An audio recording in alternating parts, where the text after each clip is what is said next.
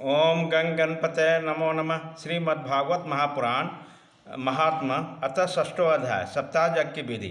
श्री सनकादिक जी कहते हैं, नारद, अब हम आपको सप्ताह श्रवण की विधि बताते हैं।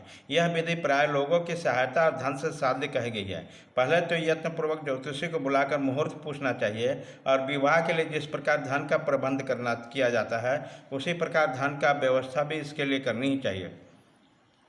कथा आरंभ करने के भाद्र पक्ष, आश्विन, कार्तिक, मार्गशीर्ष, आषाढ़ और श्रवण, ये 6 महीना देवताओं के लिए मोक्ष प्राप्ति कारण है। देवर्षो, इन महीनों में भद्रा, व्यतिपात तथा कुयोगों को सर्वथा त्याग देना चाहिए। दूसरे लोग जो उत्साही हों उन्हें अपना सहायक बना लेना चाहिए। फिर प्रयत्न करके देश देशांतर में ये संवाद भेजना चाहिए कि यह कथा होगी, सब लोग को सपरिवार पधारना चाहिए। जो स्त्री और शूद्र आदि भगवत कथा और सकीर्तन से दूर पड़ गए हैं उनको भी सूचना दी जाए, ऐसा प्रबंध करना चाहिए। देश देश में जो विरक्त वैष्णव और हरिकीर्तन के प्रेमी हैं उनके पास निमंत्रण पत्र अवश्य भेजें।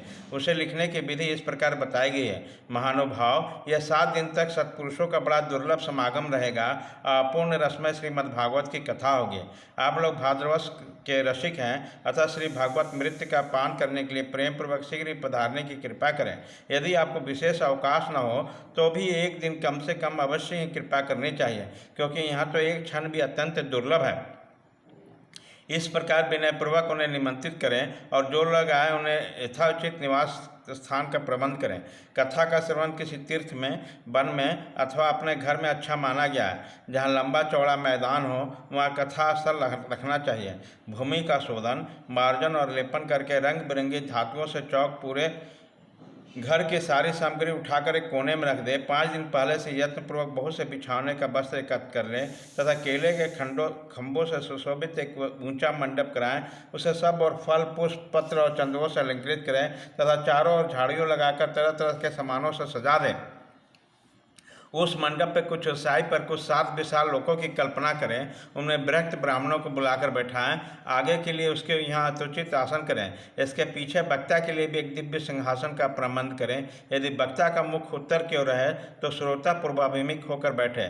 यदि वक्ता पूर्वाभिमुख रहे तो श्रोता उत्तर की ओर मुख करके बैठना चाहिए, अथवा वक्ता और श्रोता को पूर्व मुख होकर बैठना चाहिए। देश काल आदि जानने वाला महानुभाव ने श्रोता का ऐसा ही नियम बनाया जो वेद शास्त्र के स्पष्ट व्याख्या करने में समर्थ हो, तरह तरह के दृष्टांत दे सके और विवेकी तथा अत्यंत निष्प्रह हो। ऐसे विरक्त और विष्णु भक्त ब्राह्मण को वक्ता बनाना चाहिए। श्रीमद्भागवत के प्रवचन में ऐसे लोगों को नियुक्त नहीं करना चाहिए जो पंडित होने पर भी अधिक धर्मों के चक्कर में पड़े हुए हैं। स्त्री, लंपट और पाखंड के प्रचारक हो। वक्ता के पास ही उसकी सहायता के लिए वैसा ही विद्वान और स्थापित होना चाहिए।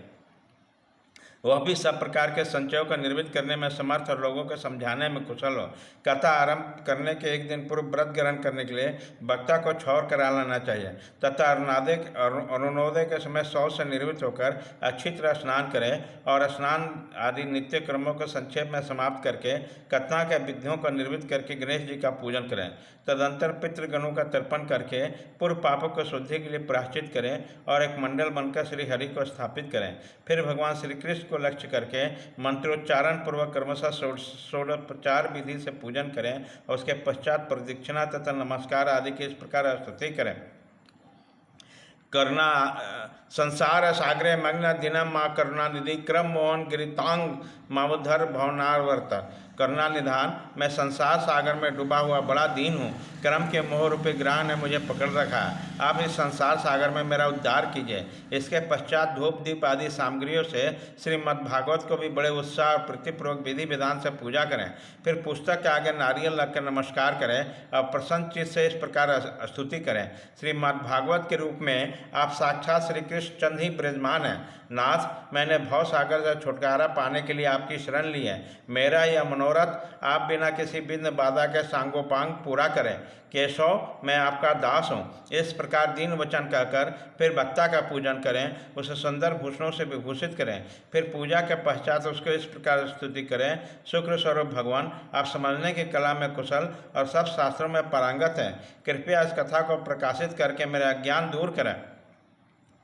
फिर अपने कल्याण के लिए प्रसन्नतापूर्वक उसके सामने नियम ग्रहण करें। 7 दिनों तक यथाशक्ति उसका पालन करें। कथा में विघ्न न हो इसके लिए 5 ब्राह्मणों को और वरण करें। वह 12 मंत्रों द्वारा भगवान के नामों का जप करें। फिर ब्राह्मण अन्य विष्णु भक्त कीर्तन करने वालों का नमस्कार करके उसकी पूजा करें और उसकी आज्ञा पाकर स्वयं भी आसन पर बैठ जाए। जो पुरुष लोक संपत्ति, धन, घर और पुत्र आदि की चिंता छोड़कर शुद्ध चित्त से केवल कथा में ही ध्यान रखता है उसे उस श्रवण का उत्तम फल मिलता है।